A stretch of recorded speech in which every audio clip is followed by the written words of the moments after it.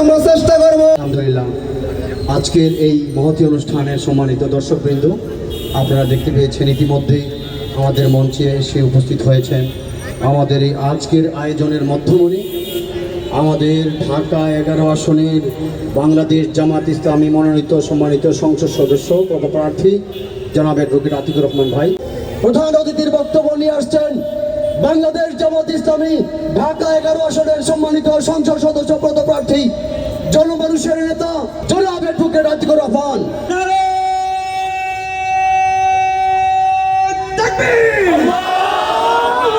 আউযু বিল্লাহি মিনাশ শাইতানির রাজিম। বিসমিল্লাহির রহমানির রহিম। আজকের এই পথসভা এবং মনোজ্ঞ সাংস্কৃতিক অনুষ্ঠানে মঞ্চে উপস্থিত আমাদের সম্মানিত অতিথিবৃন্দ, সম্মানিত একান্ত প্রিয় আমাদের দর্শক মণ্ডলী, সম্মানিত বাড্ডাবাসী, আসসালামু আলাইকুম রহমতুল্লাহি ওয়া বারাকাতুহু। আপনারা সবাই কেমন আছেন? অনুষ্ঠানটি আপনাদের কাছে কেমন লাগছে?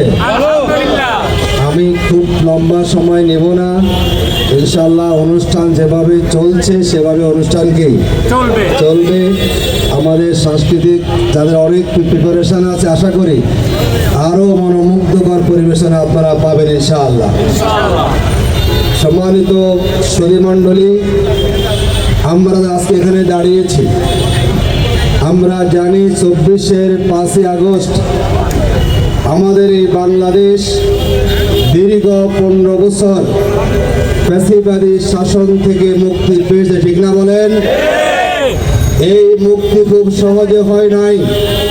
প্রায় 2000-এর মতো ছাত্র শ্রমিকের জনতা জীবনের বিনিময়ে 30,000-এর মতো মানুষের আহত হওয়ার মধ্যে দিয়ে আমরা 24-এর 5ই আগস্ট আমরা একটা নতুন বাংলাদেশ পেয়েছি, ঠিক না বলেন?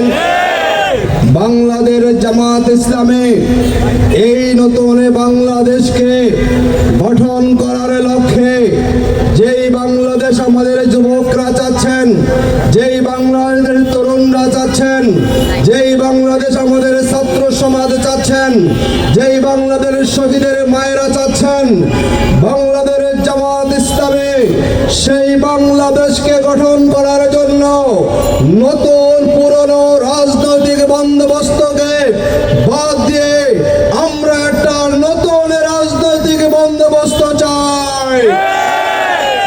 আমাদের এই বন্দোবস্তের মূল মন্ত্র হচ্ছে দীর্ঘ 53-54 বছরে এই বাংলাদেশকে যারা শাসন করেছেন, অনেক দল ক্ষমতায় এসেছে, এই বাংলাদেশকে আমরা দুর্নীতি মুক্ত করতে পারি নাই।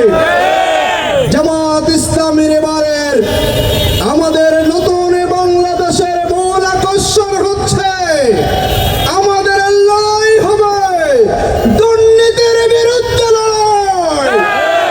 আমরা জামাত ইসলামী আমরা কখনো দুর্নীতি করি না। 2001 সাল থেকে 6 সালে জামাতের 2 জন নেতা 3টা মন্ত্রণালয় চালিয়েছেন। ইতিপূর্বে যারা জামাতের এমপি হয়েছেন, যারা চেয়ারম্যান হয়েছেন, আজ অবধি তাদের কারো বিরুদ্ধে দুর্নীতির কোনো প্রমাণ কেউ হাজির করতে পারে না। সুতরাং আগামীর বাংলাদেশকে দুর্নীতি মুক্ত করতে আমরা চাই। আমরা মনে করি জামাত ইসলামীর কোনো বিকল্প নাই। জামাতই একমাত্র শক্তি, একমাত্র দল যাদের নেতৃত্বে যারা সরকার গঠন করলে বাংলাদেশকে দুর্নীতি মুক্ত করা সম্ভব, ঠিক না বলে? আমাদের আগামীর নতুন বাংলাদেশের স্বপ্ন হচ্ছে রাজনীতির নামে কোথাও কোনো চাঁদাবাজ তৈরি হবে না। আমাদের নতুন বাংলাদেশের বন্দোবস্ত হচ্ছে যারা আমরা রাজনীতি করি, আমরা কোথাও দখলবাজি করতে রাজি নই, কোথাও অবৈধ টেন্ডার হবে না। এই দেশটা বৈষম্য মুক্ত হবে, মানবিক রাষ্ট্র হবে, কল্যাণ রাষ্ট্র হবে, শ্রমিক তার অধিকার পাবে, নারী তার মর্যাদা পাবে, গরিব শ্রেণীর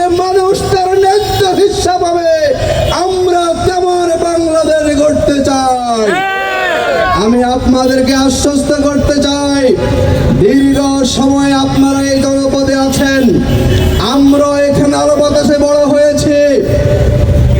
এই দেশের মাটি মানুষের সাথে আমাদের সম্পৃক্ততা আছে, কিন্তু বিগত 15 বছর ওই ফ্যাসিবাদের জুলুমের কারণে অসংখ্য মামলার মুখোমুখি আমরা হয়েছিলাম।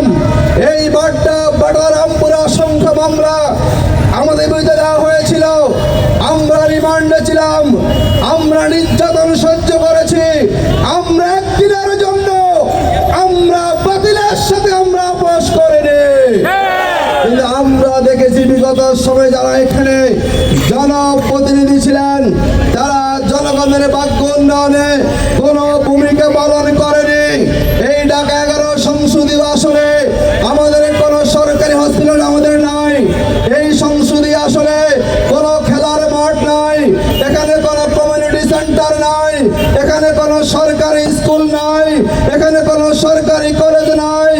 এখানের মানুষের জীবনে মান উন্নয়নে আমরা কোনো পদক্ষেপ ইতিপূর্বে আমরা কাউকে গ্রহণ করতে দেখি নাই। ইনশাআল্লাহ আমরা কথা দিচ্ছি, যদি আমরা সুযোগে পাই আমরা দুর্নীতি মুক্ত থাকবো, আমাদের কোনো দলীয় এজেন্ডা থাকবে না, আমরা আপনাদের আমানতকে রক্ষা করব। সবার আগে এই বাড্ডার মানুষের স্বাস্থ্য সেবা নিশ্চিতের জন্য আমরা সরকারি হসপিটাল জন্য আমরা চেষ্টা করব। আমরা সবার আগে আমাদের যুবকদের খেলার জন্য আমরা ইনশাআল্লাহ খেলার মাঠের ব্যবস্থা করব। আমরা মনে করি ইনশাআল্লাহ জামাত ইসলামী আমরা যদি সুযোগ পাই, আমি এই বড় জায়গায় বলছি ইনশাআল্লাহ জনগণের বরাদ্দের একটা টাকা আমাদের কারো পকেটে ডুববে না। আমির বলেছেন যদি জামাতের কেউ এমপি হয় তাহলে জামাতের কোনো এমপি ট্যাক্স বিহীন গাড়ি গ্রহণ করবে না, তার সাথে আমরা একমত হয়েছি। আমাদের আমিরে জামাত বলেছেন জামাতের নির্বাচিত কোনো এমপি কোনো প্লট বরাদ্দ নেবেন না, আমরা একমত হয়েছি। আমাদের আমিরে জামাত বলেছেন একজন এমপি তার আসনে তার যে মাসিক বরাদ্দ তিনি পান এলাকা উন্নয়ন করার জন্য, বিগত সময়ে কোনো এমপিরা জনগণকে জানাননি তারা কয় টাকা বরাদ্দ পেয়েছেন। ম্যাক্সিমাম বরাদ্দ ওই এমপিরা লুটপাট করে খেয়েছেন, সম্পদের পাহাড় করেছেন।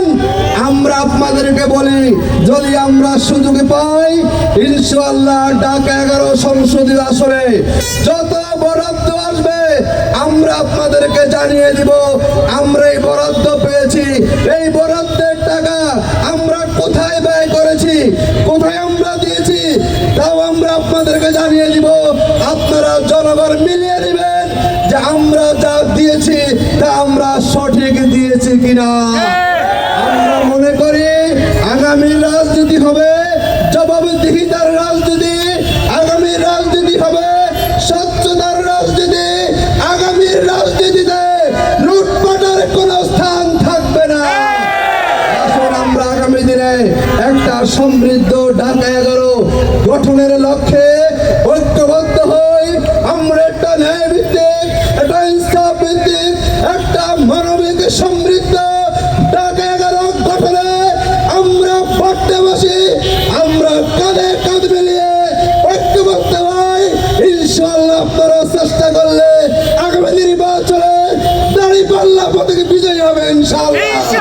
দাঁড়িপাল্লা পথে ন্যায়ের পথে ইনসাফের পথে, দাঁড়িপাল্লা পথে দুর্নীতি মুক্ত বাংলাদেশের পথে, দাঁড়িপাল্লা পথে সাদাবাজ মুক্ত বাংলাদেশের পথে, দাঁড়িপাল্লা পথে দখলবাজ অবৈধ টেন্ডারবাজ মুক্ত বাংলাদেশের পথে, দাঁড়িপাল্লা পথে বৈষম্য মুক্ত বাংলাদেশের পথে, দাঁড়িপাল্লা পথে আমাদের দেশের স্বাধীনতা সার্বভৌমত্ব রক্ষার পথে।